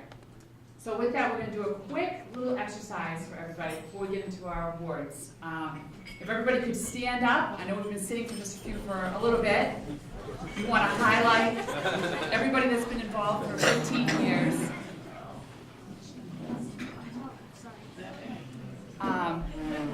So thank you. It says everybody's been involved in the coalition as of today up to 15 years ago. So from 10 to 15 years ago, if you were involved in the coalition, when the coalition first got started, as a partner, as a volunteer, as staff, we thank you very much. Please have a seat. If you were involved from 2007 to 2011, so years 9 through 5, that's when we first got our round of DFC funding. If you were a partner or a volunteer at that point, please have a seat. If you started with us last year or up to 2012 in the last year and have been a partner or a volunteer or a staff member, please have a seat. For all of you still standing, you guys are our gold number ones. You guys are the ones that are leading the cause for a coalition. You're bringing us forward. You're moving us forward. We thank you very much for being here and continuing our efforts. So thank you very much.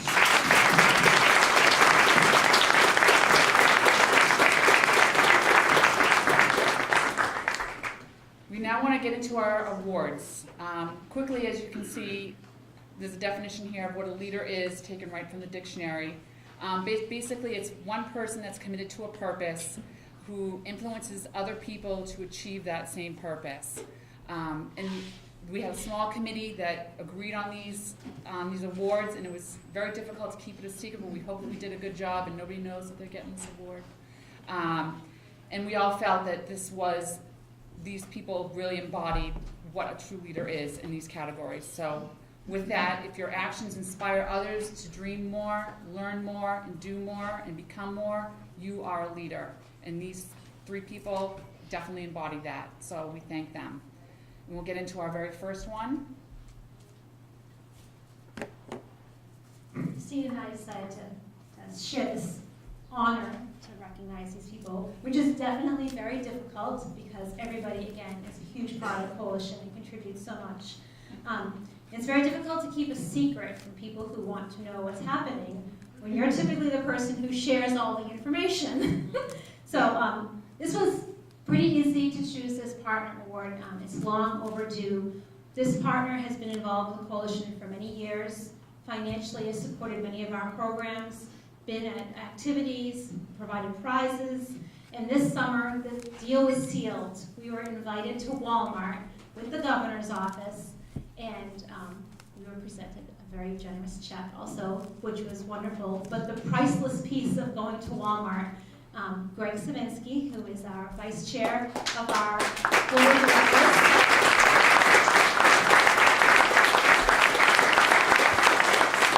it's not easy to keep a secret from your vice chairman.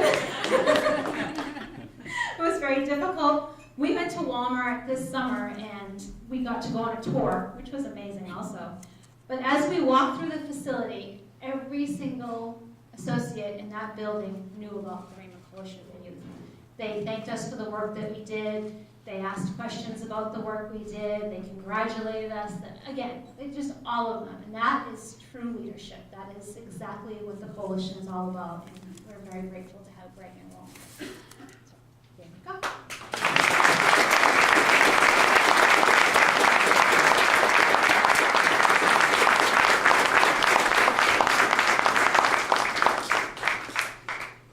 Our next award, the Community Leader Award. I'm very honored to present this award. This very dedicated volunteer has been a true champion for a couple of years now with us. She has given her time quite generously to the coalition and in many ways, but most importantly to the young people of the Middle School Youth Action Group. Just about every week of the school year for over a year, this volunteer has come to be part of our Middle School Youth Action and is a strong positive role model for the kids in this group. You can see her compassion that she shares with the group as well as the love she feels being around them. She never comes to a meeting empty-handed. In fact, she bakes cookies for them every week. She's been a tremendous support to me and the coalition as a whole. We look forward to continuing to work with her in the future. Please join me in congratulating Mrs. Lori Zavinsky as a recipient of this year's Community Leader Award.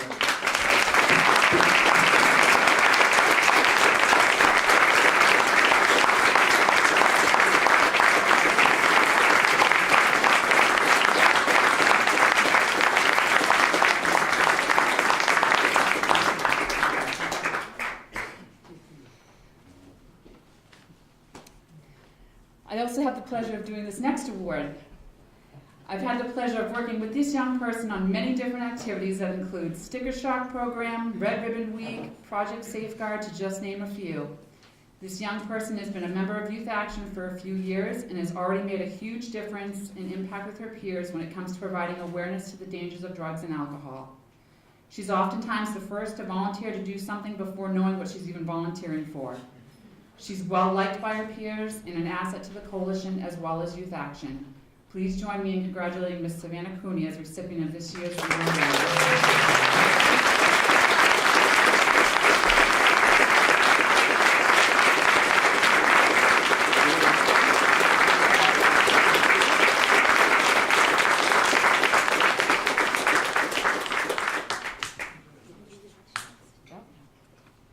At this time, actually, we'd like to have some of the Youth Action Group members, if they wouldn't mind coming up to the front.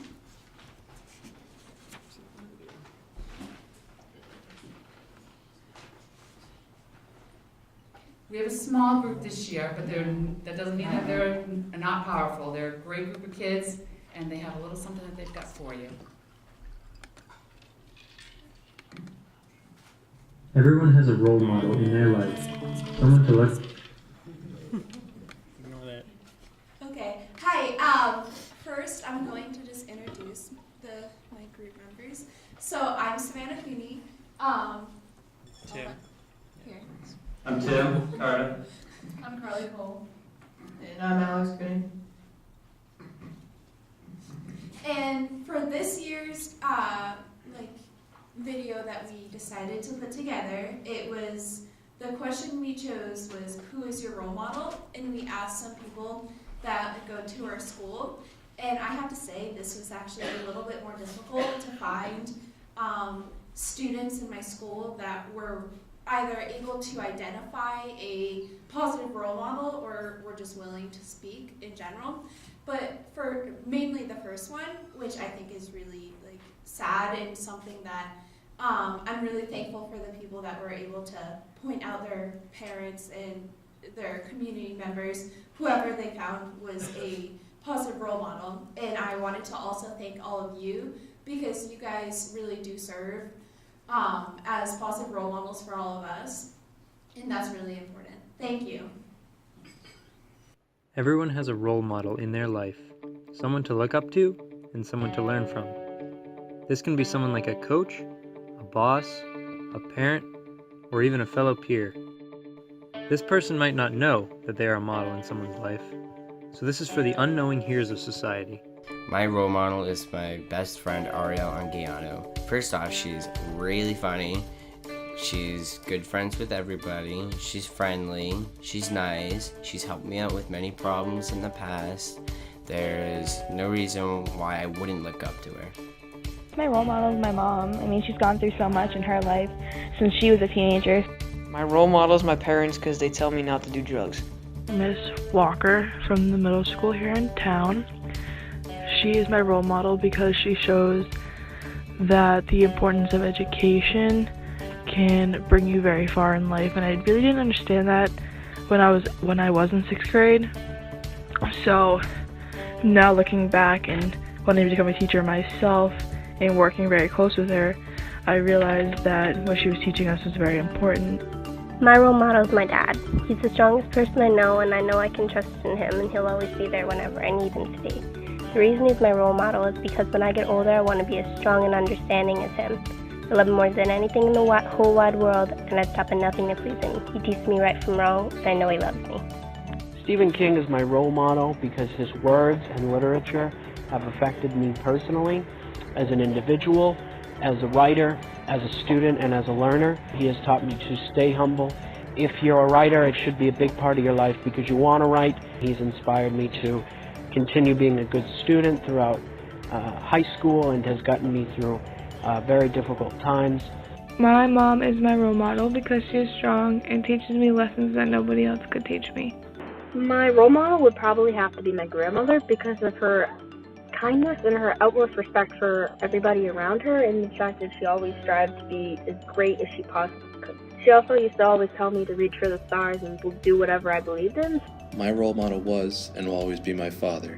He showed me that hard work always pays off and that your physical strength isn't always the most important type of power you have. One of the most important things that everyone needs is someone to push them further in life. Something very special to me is to see all of you in the crowd watching this video that we made for you. This gives us so much drive to continue trying to impress you all. Thank you very much, and I hope you enjoyed.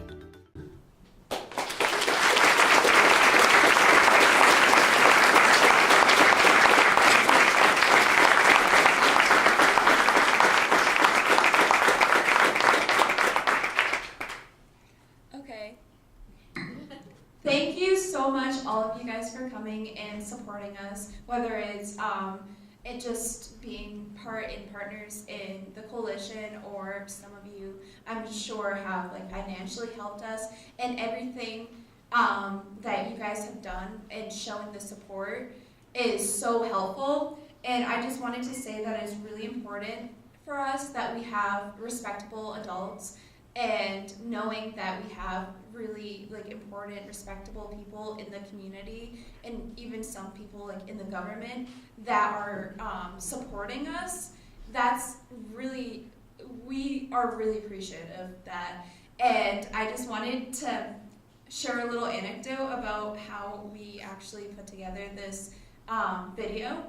We, like I said, we struggled because not all high school kids want to, be in a video or something. So we put it together with their voices for the most part and a few pictures. And this was actually the second, our second try doing this video.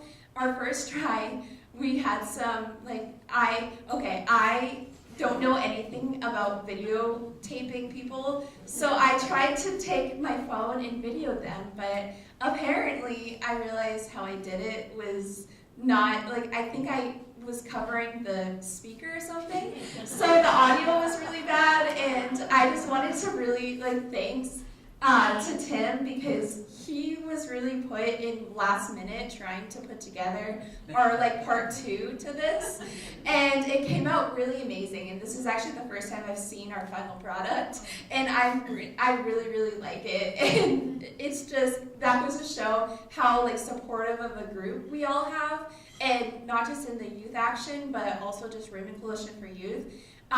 We all work together and support each other.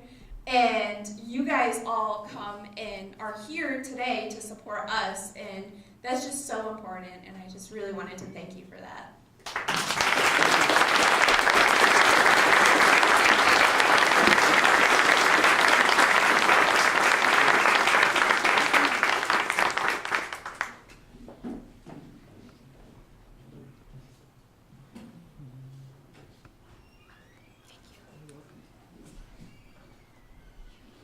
Where'd the microphone go? Oh, I put it down. Thank you. Is it on? No. Savannah. So see, I'm not the only one with technical difficulties today. The video came in this morning at 7:30, so no stress there. They wrapped it up for us. They did an amazing job. Our kids are what the coalition is all about. That's why we do what we do for our community, and I just love them all. So they're awesome.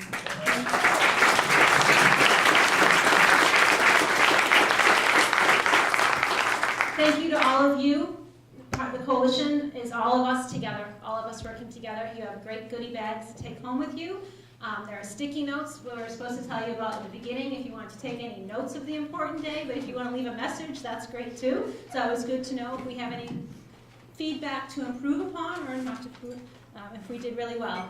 I know some of you are staying for the afternoon for the luncheon session with Kevin also, but if any of our award recipients, if you come up here to get pictures, and thank you. Just to be part of it.